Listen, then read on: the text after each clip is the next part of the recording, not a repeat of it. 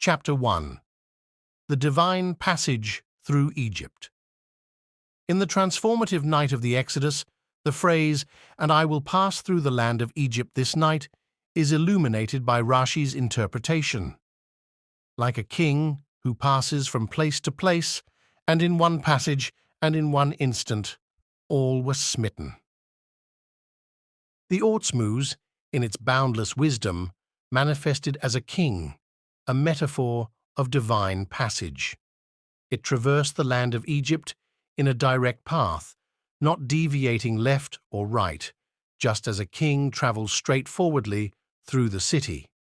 In this divine journey, the firstborn of Egypt was struck, whether they were on the path directly crossed or in adjacent alleys. This moment was more than historical. It was a demonstration of the Ortsmuz's omnipresence and omnipotence. As the firstborn in each Egyptian household succumbed to the divine decree, the people of Yisroel, witnessing this awe-inspiring event, felt the indelible imprint of the Ortsmuz within their very souls. It was a night where the finite and the infinite converged, where the physical reality of Egypt intermingled with the boundless spiritual essence of the Ortsmuz. The phrase, "And I will pass through the land of Egypt this night," thus encapsulated a profound truth. It was not merely a physical passing, but a spiritual revelation, a moment where the Ortsmuz, in its unfathomable essence, demonstrated its ability to affect the physical world while remaining transcendent, untouched, and unconfined by the limitations of physical existence.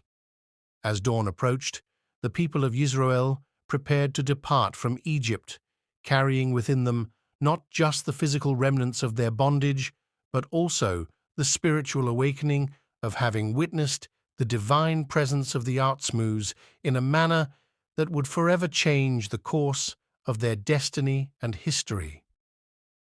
Chapter 2. The Royal Procession of the Divine. As the night enveloped Egypt, the Ortsmuz moved in a manner that transcended human understanding, presenting a profound enigma encapsulated in the words, "And I will pass through the land of Egypt."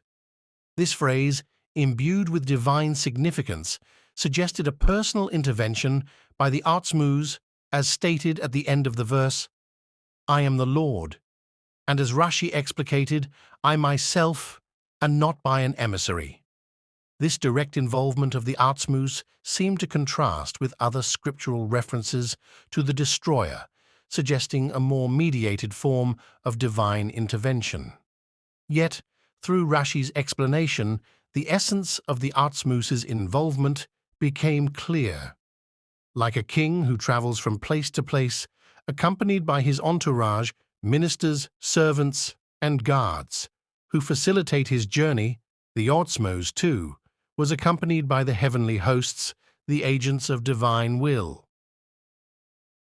In this royal procession, though the Ortsmuz was accompanied by these forces, every act was attributed to the divine itself, not to the intermediaries. The presence of the Ortsmuz, accompanied by the heavenly hosts, was not a delegation of action, but a manifestation of divine will. The Ortsmuz, in essence, was not merely passing through Egypt, it was exerting its will upon the land, a will that was executed by the forces that accompanied it, yet remained fundamentally its own.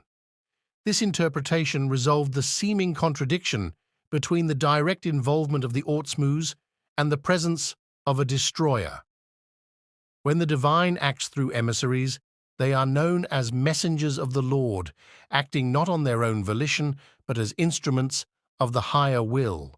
However, when these forces accompany the Ortsmuz, as in the royal procession through Egypt, their actions are entirely subsumed under the will of the divine, rendering the entire act as a direct expression of the Ortsmuz. The elucidation of the phrase, "And I will pass through the land of Egypt," reached its climax with Rashi's addition. In one passage and in one instant, all were smitten. This interpretation, seemingly divergent from the concept of a royal procession with attendants, presented a new facet of the divine act. The essence of Rashi's commentary lies not in the mere accompaniment of the Otzmuz by its heavenly entourage, but in the unity and simultaneity of the divine act. While the metaphor of the king traveling with his retinue encapsulates the idea of the Otzmuz being the source of all actions, Rashi's emphasis on "in one passage and in one instant" brings forth the unique nature of this divine event. This phrase underscores the extraordinary nature of the Otzmuz's intervention in Egypt. It was not a sequential or dispersed act, but a singular, unified event transcending the normal bounds of time and space. The smiting of the firstborn across all of Egypt, a land of considerable size and diversity, was not a series of individual acts carried out over time. Rather, it was a singular divine expression, occurring in a moment, yet encompassing all. In this light, the metaphor of the king's procession gains a deeper meaning. The king, even with all his retinue, is bound by the constraints of time and space, incapable of acting simultaneously in multiple places. The Otzmuz, however, transcended these limitations. The divine procession through Egypt was a unified act, a singular divine will manifesting instantaneously across the entire land. Chapter 3. The Divine Emergence for Salvation. In the unfolding narrative of the Exodus, a linguistic subtlety presented itself, offering a deeper insight into the actions of the Otzmuz. The shift from "I will go out in the midst of Egypt" to an "I will pass through the land of Egypt" was not merely a change in phraseology, but a revelation of the divine intent. The use of the term "I will go out" by the Otzmuz, as conveyed through Moses to Pharaoh, was intriguing. Divine actions, as seen in the plagues, did not typically involve a description of the Otzmuz going out. Instead, they were executed as expressions of divine will. "Behold, the hand of the Lord is upon your cattle, and the Lord will make a distinction between the livestock of Israel, and only against you and your people will I send this plague." None of these actions implied a physical emergence of the Otzmuz into Egypt. The concept of going out, therefore, signified something beyond a mere physical movement. It was an act of special significance, intended not just for the infliction of a plague, but for the salvation and liberation of Yisroel. This was akin to the phrase, "and I descended to save him from the hand of Egypt," where the descent of the Otzmuz symbolized a focused, deliberate intervention for the purpose of salvation. The going out of the Otzmuz in the midst of Egypt was thus a metaphysical emergence, a divine manifestation specifically for the redemption of Yisroel. It was an act that transcended the ordinary bounds of divine intervention, marking a moment where the infinite and eternal Otzmuz intersected directly with the temporal and finite realm of human existence. This emergence was not about the destruction of Egypt, but the deliverance of Yisroel. It highlighted the dual nature of the divine. As the Otzmuz brought judgment upon Egypt, it simultaneously carried out an act of profound mercy and liberation for Yisroel. The night of the Exodus thus became a testament to this dual aspect of divine providence, a moment of judgment for some and salvation for others, all encompassed in the singular, unfathomable will of the Otzmuz. As the narrative of the Exodus unfolded, a profound duality emerged in the description of the Otzmuz's actions. The phrases, "I will go out in the midst of Egypt," and "I will pass through the land of Egypt," captured two distinct yet interconnected aspects of the divine intervention: the act of salvation for Yisroel and the act of judgment upon Egypt. The phrase, "I will go out in the midst of Egypt," as previously elucidated, emphasized the special intervention of the Otzmuz for the purpose of saving Yisroel.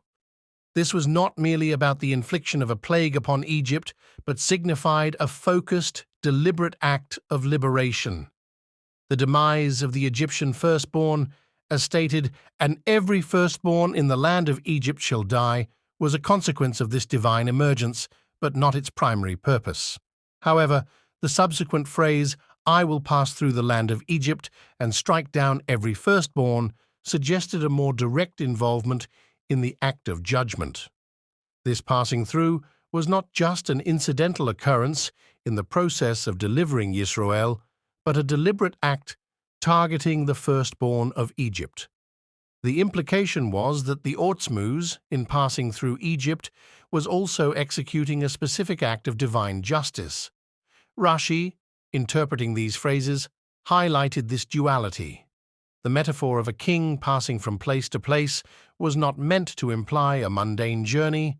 Rather, it suggested an act of royal significance. The king's movement is purposeful, each step imbued with intention and meaning. Similarly, the Otzmuz's passage through Egypt was laden with purpose, the salvation of Yisroel and the judgment of Egypt. Thus, at the stroke of midnight, two divine processes occurred simultaneously. The going out symbolized the divine act of salvation for Yisroel, and the passing through represented the divine act of judgment upon the firstborn of Egypt. These were not separate acts, but two facets of a single, unified, divine intervention, reflecting the complex and multifaceted nature of the Otzmuz. This duality underscored the depth and complexity of the divine plan, where mercy and justice, salvation and judgment were intertwined in the unfathomable will of the Otzmuz. Chapter 4. The Singular Act of Divine Judgment. The complexity of the divine intervention during the Exodus was further deepened by the phrase, "And I will pass through the land of Egypt and strike down every firstborn." This statement suggested a deliberate action by the Otzmuz, distinct from the mere consequence of its presence.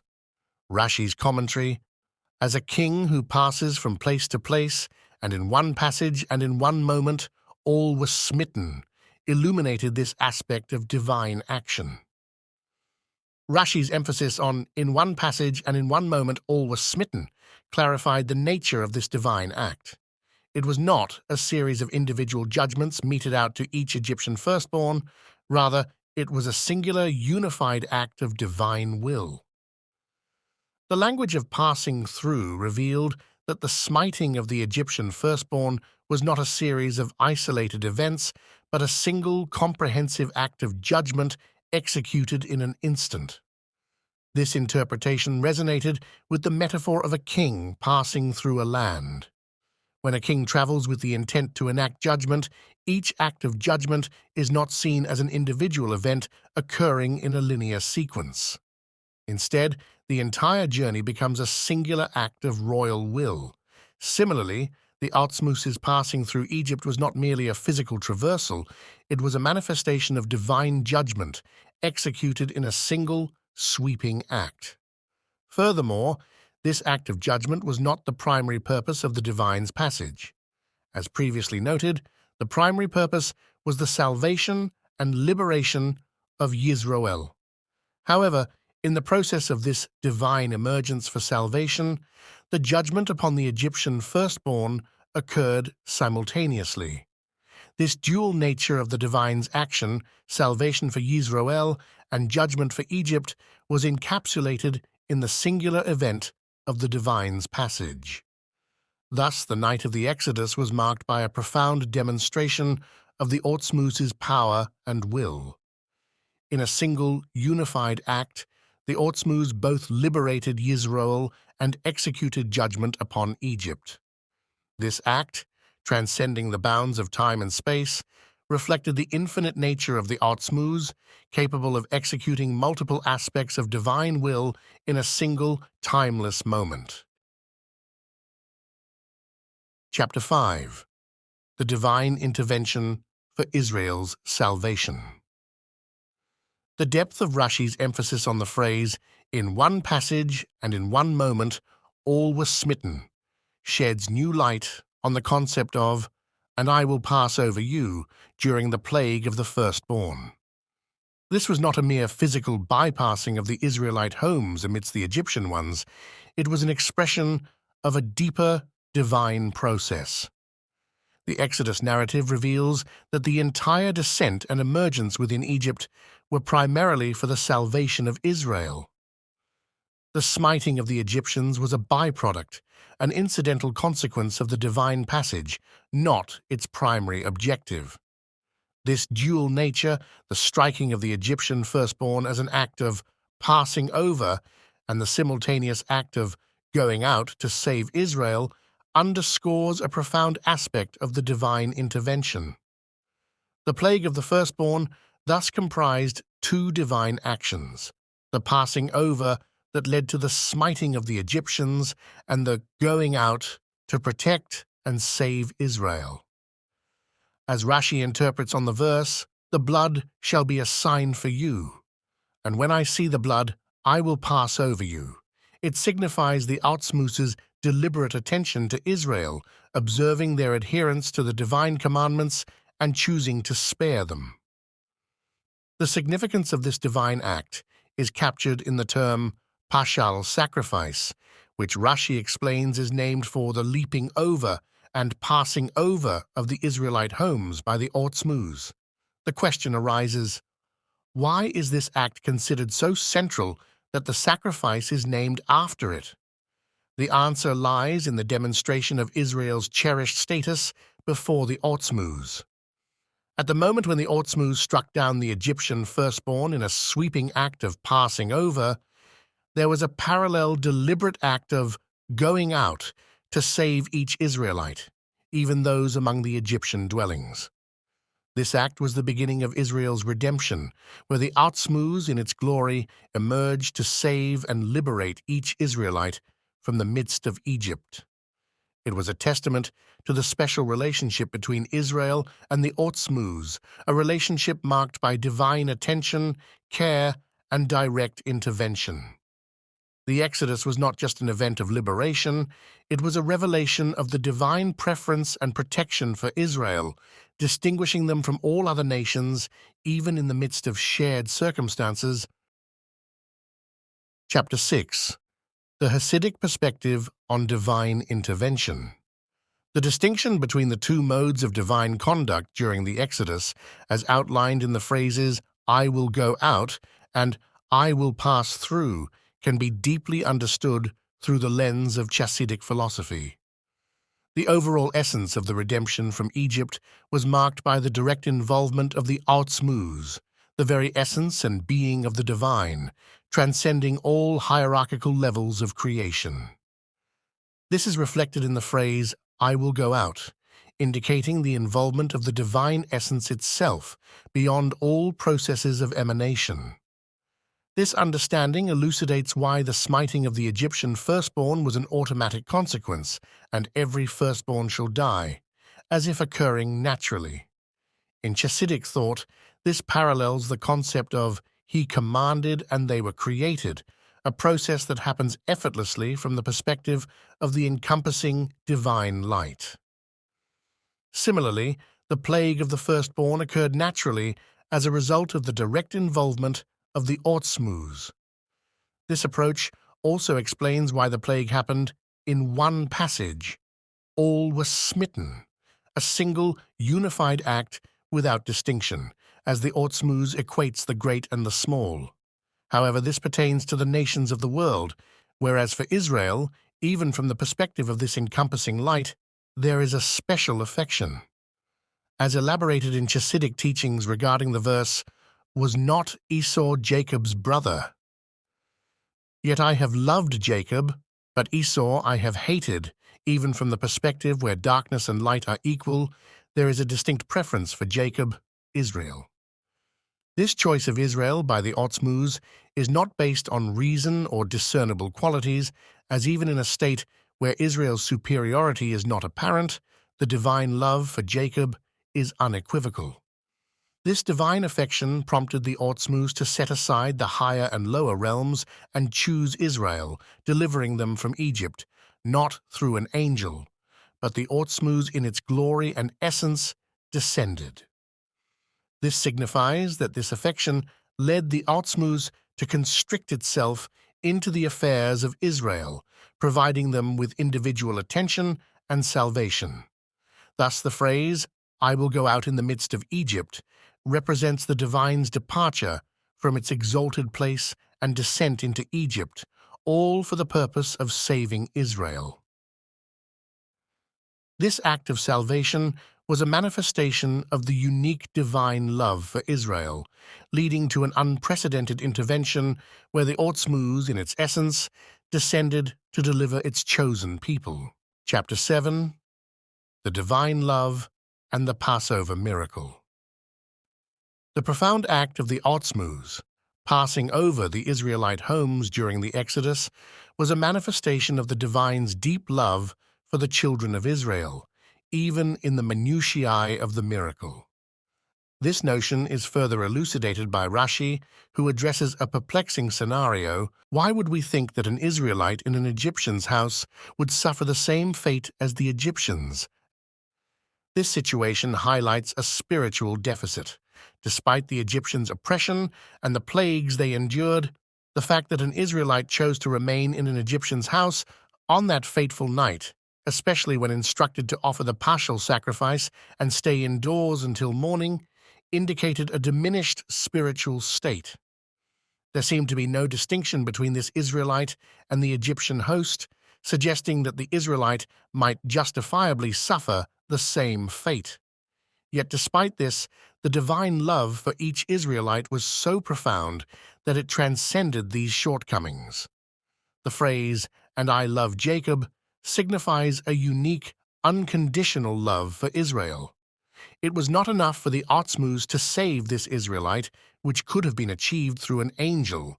Instead, the Ortsmuz itself descended to ensure his salvation. As explained in the phrase, "I will go out in the midst of Egypt," this was a descent and embodiment within Egypt, the epitome of impurity. This act could not be performed by an angel, as angels could not descend into such impurity. This scenario underscores one of the reasons why the redemption from Egypt was a direct act of the Ortsmuz and not through an emissary. This chapter highlights the boundless, unconditional love of the Ortsmuz for every individual of Israel. Even in circumstances where an Israelite's actions might not align with divine expectations, the Ortsmuz's love remains unwavering. This love was the driving force behind the miraculous salvation of each Israelite during the Exodus, exemplifying the unique relationship between the divine and the children of Israel. Chapter 8. The Lesson for Individual Spiritual Effort. This chapter focuses on the practical lesson for every individual in Israel regarding their spiritual efforts to bring their fellow Jews closer to their Father in heaven. Some might be willing to engage in outreach activities, but are reluctant to step down from their spiritual level for this purpose. For instance, a person dedicated to Torah study might be willing to study with the less learned, provided they come to a synagogue or a house of study. However, they might be hesitant to interrupt their studies and reach out to those who at the moment may seem to be unrelated to Jewish life, or those raised in a non-Jewish environment, believing such activities are not suited for them. The teaching here is, it is enough for a servant to be like his master. Just as the Ortsmuz in its glory and essence descended into Egypt, the epitome of impurity and degradation, to rescue Israel, every individual should be prepared to descend from their spiritual level to save other Jews, even at the risk of soiling their garments, as long as it is permissible according to Jewish law. After the divine proclamation, "I am the Lord your God," at Mount Sinai, which was addressed to every individual Jew, the divine power and life force of every Jew, regardless of their state, was affirmed. The task is to reveal each individual's true and inner will. The redemption of all of Israel, including the leaders and the general populace, and the redemption of the divine presence, which is in exile, depend on the redemption of every individual. In the future redemption, even those who were not redeemed from Egypt will be redeemed. The idea that had one been in Egypt, they would not have been redeemed applies only to the Egyptian exile. In the final redemption, everyone will be redeemed. In the effort of every Jew to bring their fellow Jews closer to their Heavenly Father, the Ortsmuz accompanies and assists them in this task. Through these efforts, Jews are redeemed from exile, gathered one by the Messiah, who rebuilds the temple and gathers the dispersed of Israel, leading to an immediate redemption. This discourse, delivered on Parshat Bo in 1976, emphasizes the importance of personal spiritual outreach and the collective responsibility for the spiritual state and redemption of all Jews. The ultimate redemption, brought about by the Messiah, is a culmination of these individual efforts to spiritually uplift every Jew, no matter their background or current spiritual state.